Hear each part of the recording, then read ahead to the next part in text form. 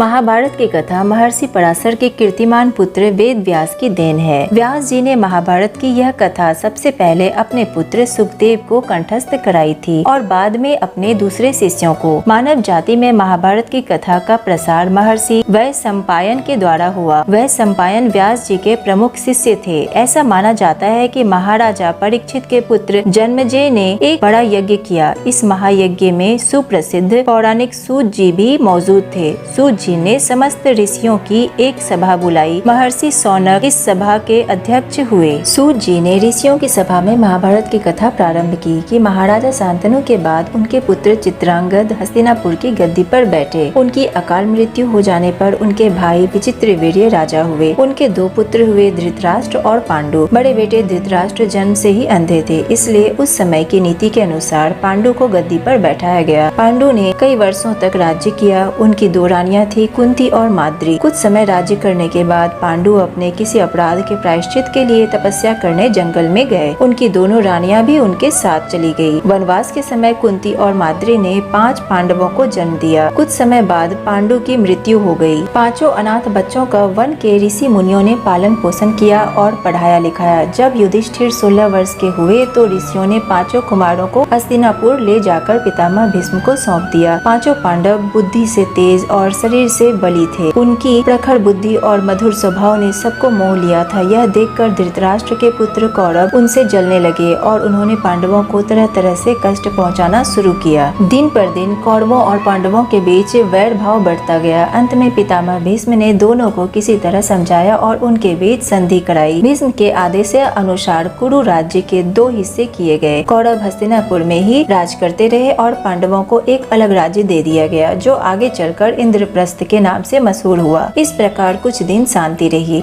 उन दिनों राजा लोगों में चौसर खेलने का आम रिवाज था। राज्य तक की बाजियां लगा दी जाती थी। इस रिवाज के मुताबिक एक बार पांडवों और कौरवों ने चौपर खेला। कौरवों की तरफ से कुटिल शकुनी ने खेला। उसने युधिष्ठिर को हरा दिया। इसके फलस्वरूप पांडवों का राज्य छीन गया और उनको 13 वर्ष का वनवास भोगना पड़ा।